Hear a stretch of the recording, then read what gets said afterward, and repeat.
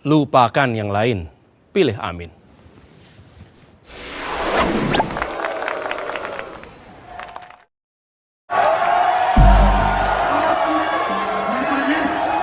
Lagi ada beban Gibran yang mesti dilatih tuh, dan membayangkan bertemu dengan Caimin apa temanya, bertemu dengan Pak Mahfud apa temanya. Nah itu yang ditunggu oleh publik. Jadi publik menunggu kekonyolan, publik menunggu kelucuan, publik menunggu ketegangan di forum itu tuh. Publik nggak peduli soal substansi, orang tahu lah substansinya Gibran apa sih itu, atau substansinya Mahfud sejauh. Rocky Gerung memprediksi cawapres nomor urut 1 Caimin atau Muhaimin Iskandar akan membantai Gibran di debat cawapres nanti. Seperti diketahui, debat cawapres akan dihelat pada Jumat 22 Desember 2023. Gibran akan adu gagasan dengan Caimin dan Mahfud MD.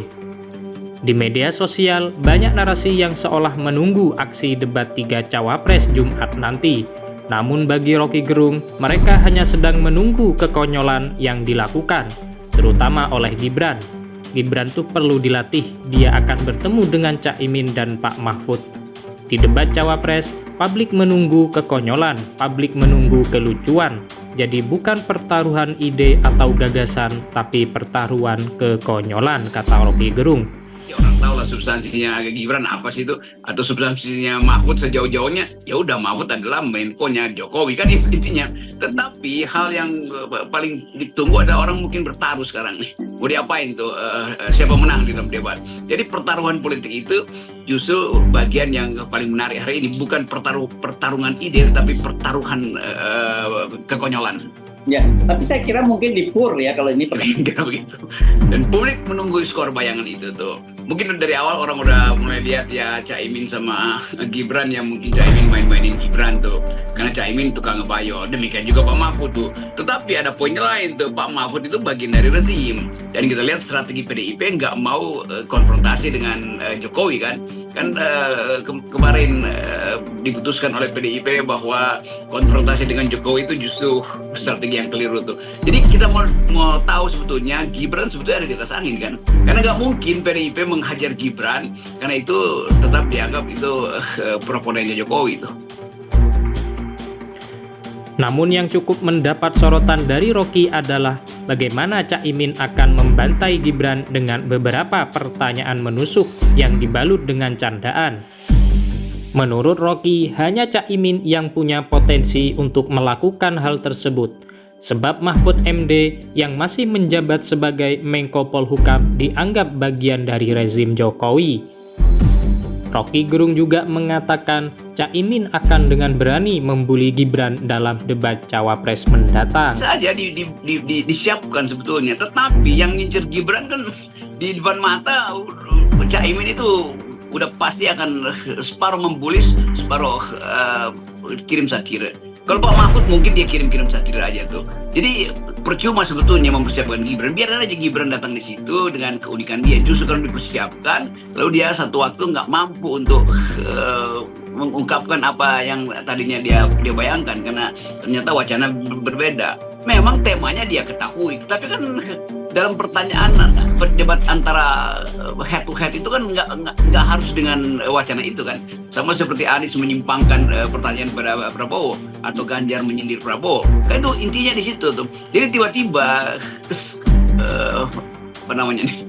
keseriusan Gibran itu dibatalkan oleh dadakannya pertanyaan-pertanyaan dari Caimin maupun Pak Mahfud. Pandai. Dia nggak perlu persiapan apa-apa, kan otaknya memang didesain untuk berhadapan dengan apapun jenis pertanyaan tuh. Nah, Anies udah ada di situ karena dia dosen, dia terlatih untuk debating segala macam itu. Jadi tanpa persiapan Anies akan mampu untuk menguraikan masalah tuh. Caimin juga demikian tuh. Caimin udah bertahun-tahun ada dalam pergerakan sebagai bekas ketua organisasi mahasiswa, dia ngerti lah teknik-teknik memanipulasi argumen di situ kan. Jadi apalagi Pak Mahfud tuh yang terkenal memplesetkan masalah tuh. Jadi Gibran disiapkan dengan cara apapun, kalau kapasitasnya nggak ada susah tuh. Jadi sebaiknya Gibran nggak usah siapin apa-apa, nanti jadi kaku kan. Ini bukan soal bahasa Gibran nantang kita debat pakai bahasa Inggris. Ini soal substansi, bukan soal alat untuk berdebat kan. Sementara itu, calon presiden nomor urut 1 Anies Baswedan percaya bahwa Muhaimin Iskandar atau Caimin bisa menyampaikan gagasan ketika debat calon wakil presiden yang diselenggarakan oleh Komisi Pemilihan Umum. Debat ini tidak bisa dihafalkan, karena itu kami optimis sekali Gus Imin akan hadir menunjukkan pikirannya, gagasannya, cara berpikir, cara komunikasinya, kata Anies Baswedan. Gus Imin itu seorang yang sudah melewati berbagai macam tukar pikiran sejak masa muda. Dan sesungguhnya debat ini kan adalah wacana atau wahana untuk menyampaikan apa yang sudah menjadi pikirannya, apa yang sudah ada dalam dirinya. Kan itu tidak bisa dipersiapkan seperti pentas teater yang dihafalkan, nggak bisa dihafalkan. Karena itu kami optimis sekali bahwa Gus Imin nanti akan hadir menunjukkan pikirannya, gagasannya, cara berpikirnya, cara berkomunikasinya yang insya Allah akan membuat masyarakat Indonesia makin yakin bahwa pasangan Amin ini insya Allah pasangan yang setara dalam banyak hal.